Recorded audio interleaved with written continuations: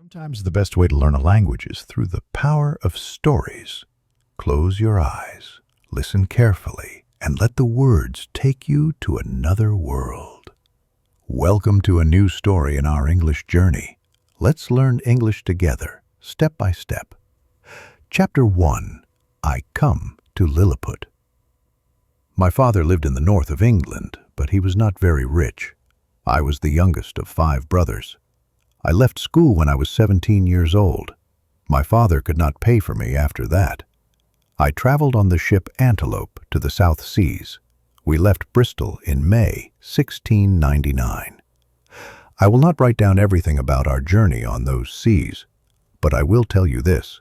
On our way to the East Indies, a great wind carried us the wrong way.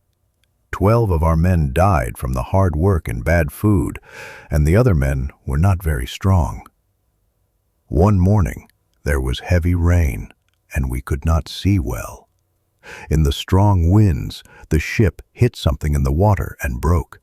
6 of us got a boat to the sea, but we were weak, and the wind turned it over. We fell into the water. The wind and the water carried me away from the other men, and I never saw them again. "I'm going to die," I cried loudly, but then I put my feet down. I could stand. The wind was weaker now. I walked for more than a kilometer through the water and came to an island. It was after 7 at night. I traveled another half a kilometer, but there were no houses or people. Perhaps I could not see them because I was very tired. Then I sat on the ground and slept the best sleep of my life.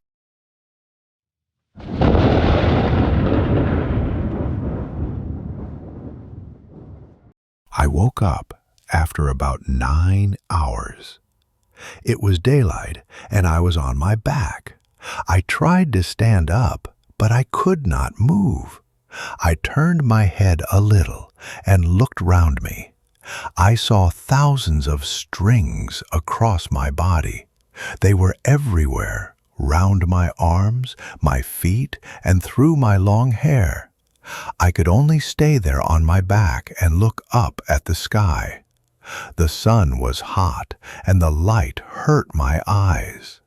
I heard noises next to me, but I could see nothing. Then something moved near my foot. It moved over my body and up to my face. I looked down and I saw a man. He was smaller than my hand. 40 more little men followed him.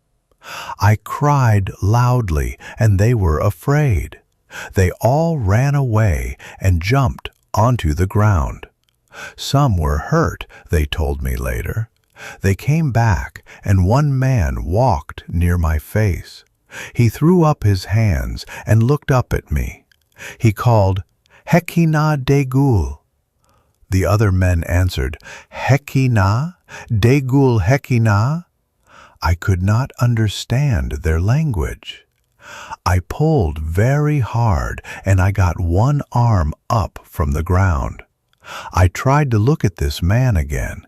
It hurt because it pulled some hair out of my head. I put out my hand and tried to catch some little men, but they ran away.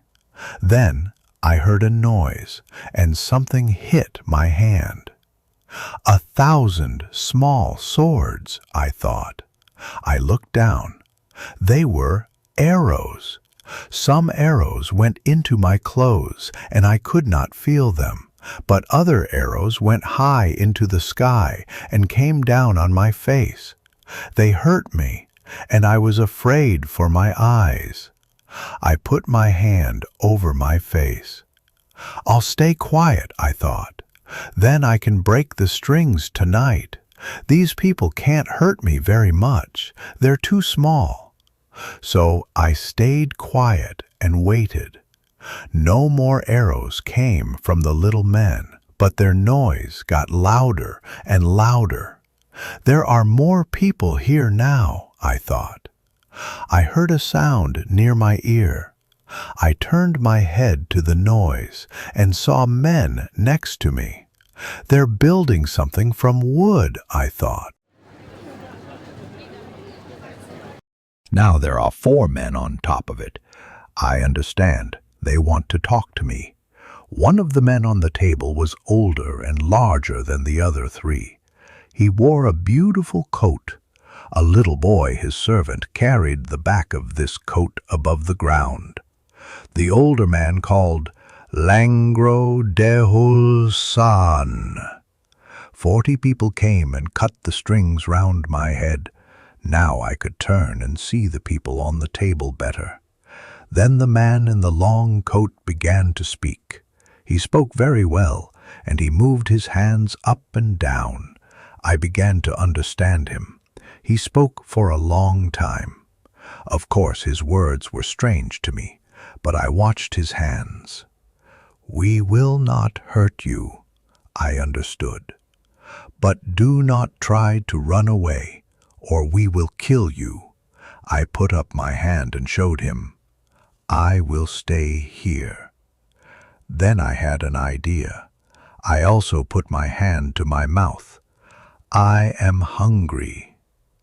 The man understood me. He shouted to the people on the ground. 100 men climbed onto my body and walked up to my mouth. They carried food for me. It came from the king, he told me later. What food is this? I thought. They're giving me very small animals. Then I ate a lot of bread. The people watched me with wide eyes because I ate very quickly. A lot of men came with a very big cup of milk. I drank it and called for another cup. I drank the second cup and asked for a third cup. "There is no more milk in the country," they showed me with their hands. But they were happy because I ate and drank their food. They danced up and down on my body and cried, "Hekina degul." After my meal, a very important person came to me. He brought a letter from the king. Servants in very fine clothes followed him. He walked up to my face and put the letter near my neck's way. Then he spoke and often turned to the northwest. Their city and their king were there, about a kilometer away, I learned later. The king wants to see me, I understood. I spoke to this man and showed him, "Take these strings off me." But he moved his head. "No, we have to carry you with the strings round you. But we will give you food and drink. We will not hurt you." I remembered their arrows. I don't want to feel them again, I thought. They can carry me. The great man went away. After that the people made a loud noise and they shouted, "Peplam Selan!" Then they came to my head and cut the other strings. Now I could turn my head more than before. I was happy about that. I began to feel very tired and I slept for about 9 hours. There was something in my food, they told me later. The people brought some wood and pulled me onto it. 900 men worked for 3 hours before I was on the wood. I was asleep. 1,500 of the king's largest horses arrived. After 4 hours, we began our journey. The horses pulled me on my wood and we traveled for a long time. At night we slept. 1,000 men with arrows watched me, so I stayed quiet. The next day, at daylight, we moved again. In the middle of the day, we were about 150 meters from the city. The king came out. He walked round me and looked up at me carefully. "Do not climb up onto this man's body," his men told him.